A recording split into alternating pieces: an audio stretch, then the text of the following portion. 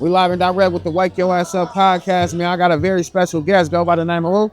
Paidro Classic. Oh, man, Paidro Classic. What's up? How y'all doing? I'm good, man. Oh, bro, it's a blessing to have you here today, man. How you feel about the atmosphere today?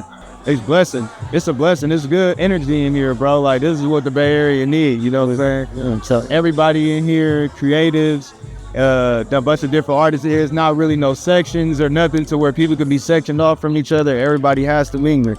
That's what we missing, like, you know what I mean? Like, the atmosphere in the club now is everybody get their section and stay to themselves, so that keep us invited. Facts. How you feel about your musical space right now? My musical space? Yeah. What way?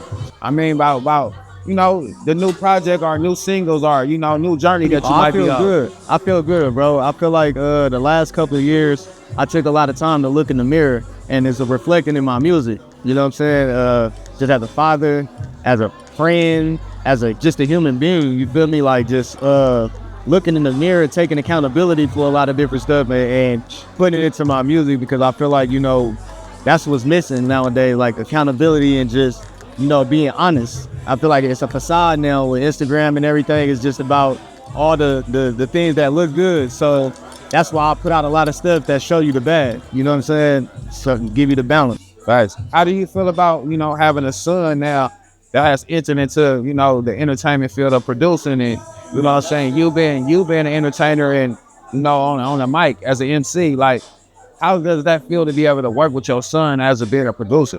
Man, it feels good, bro. Like, at first, when I first found out he was making music, you know, as a father, you be like, you try to push him into the stuff that you know that they do. Like, he plays sports, so I'm like, man, go to the studio. You in the studio, but all right, we need to be at practice. You feel me? But as I started hearing them beats and them beat packages started coming, and he started sending me beat packages, like, you feel me, Pops, listen to this. And when I really started listening to his beats, I'm like, oh, deep cold. Like, then he started letting me hear his music, and it was like, bro, like, at 15 years old, what I was at 15 years old, if I just give you the game, bro, of what I know now, you gonna be way better than me. So it feels amazing, bro. It's like, I don't know, bro. It's like how LeBron created his own teammate. When niggas really think about that, bro, you really created your own teammate, bro. Really big. That shit gotta feel amazing, bro. Oh, I created my own producer. Man, that's a different type of, you know, expression when it comes to love. You know what I'm saying? Especially when it's somebody that you created. You know what I'm saying? Like, it feels good, man. I can't wait for y'all to hear his shit, though. He got some new shit on my album. I got a single that I'm gonna release with Filthy in a couple months. It's called Or Something. Produced by him? Produced by him. You know what I'm saying? I got a song with Ian Kelly that's on my album that's produced by him. Who else?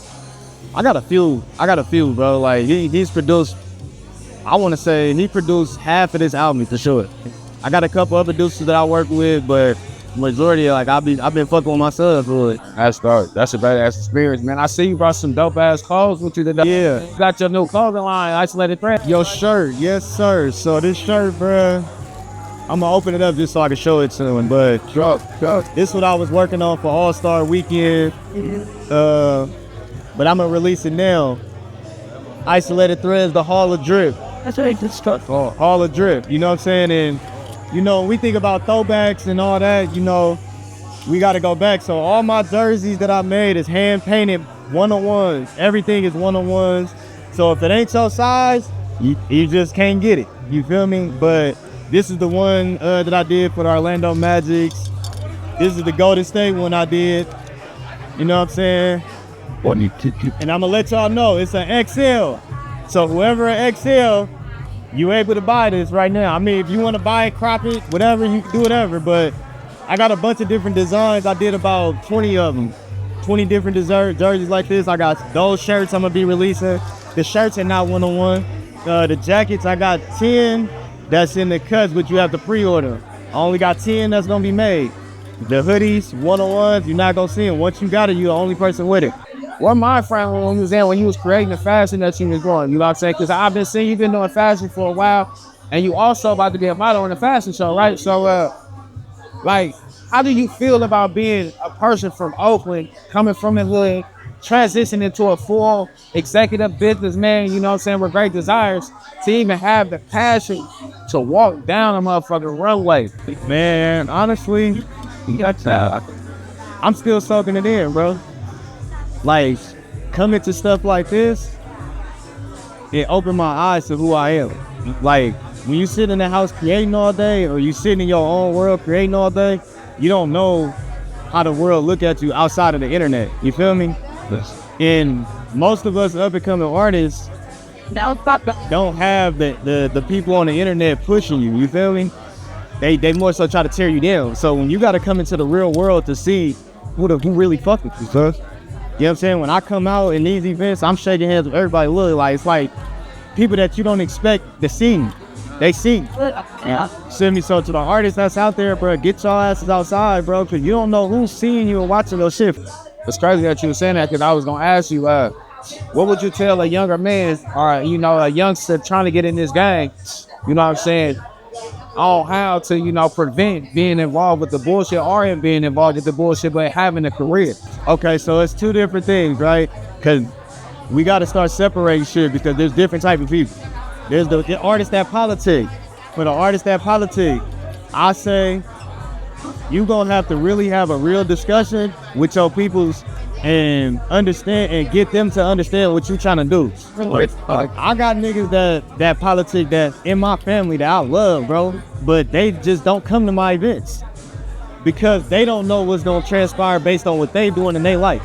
If they respect you enough, nigga don't gotta come be on stage with you. The nigga don't gotta be in your video to support you. You can still be around.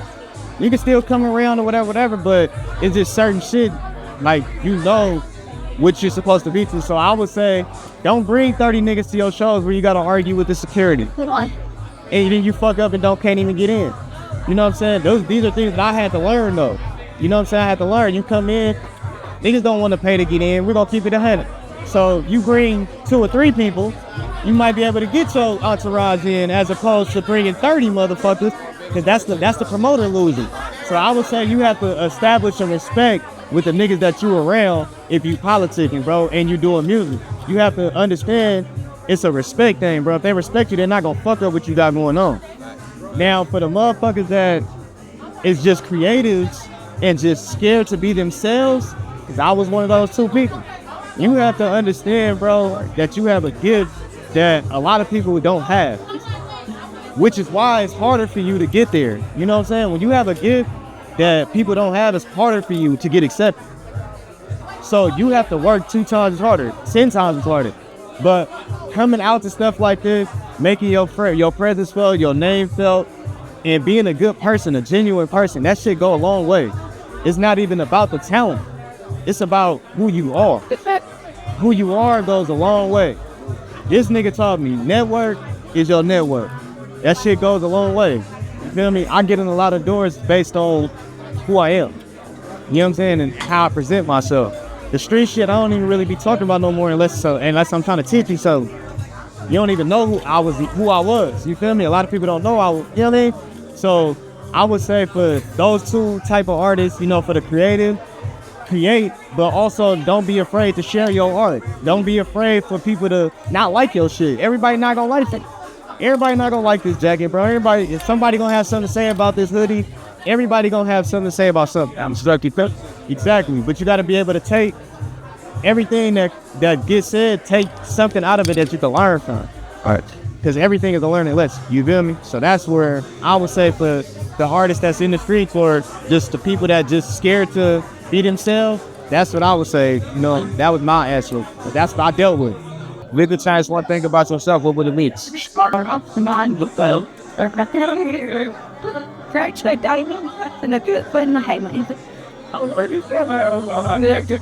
I had to change one thing about myself, I would say it would be the fact that I have self-doubt at times because I don't slow down. So when you're doing so much, you don't take the time to appreciate the shit that you're doing. And it causes a lot of self-doubt because you're so worried about what you're not doing. And I would like to change that about myself. I would like to actually take the time to slow down and appreciate me more. You feel me? Because I feel like a lot of us don't do that. A lot of us are so thinking about the next plan that we don't take the time to appreciate ourselves and the shit that we even did to even understand, like, damn, I came this far. You feel me? Like, we don't even know how far we came because we trying to do the next thing. So I would like to say that about myself. Just slowing down and appreciating the people around me, the world around me, and not thinking about the next plan. But that shit'll keep you depressed, you feel me? Because in reality, where we at, we don't have all the resources. We don't have it, because that's gonna keep us thinking about what we don't have instead of appreciating what we do have. So I like to work on that more, bro. And praying before I eat, bro. I gotta work on that. If you could tell Lil Paidro one thing, what would it be? Do it. Do that shit. Because all the shit that I was thinking about now, I didn't have the courage to do that. And and even though I had a good support system, I didn't have the support system that was in the field that I was in to be able to say, go do it this way. Y'all niggas don't know about it. This wasn't your lifestyle, so you can't tell me how to go do this and this and this and this and that. So I would tell Lil Paidro to believe in yourself. Believe in you, bro. Because you gonna get there. You gonna get there for sure. But shit, man, thank you for giving me a little bit of your time, bro. We got Paidro Classic here, man. Paidro motherfucking Classic. Hey, isolated. I would like to say to you though, bro, keep pushing the culture forward, bro. I know you don't get your just due. And me and you talk a lot off air, bro. And I know how you be feeling, bro, but a lot of people see you. Like I say, bro, when you come in these spaces, bro, you see who see you, bro.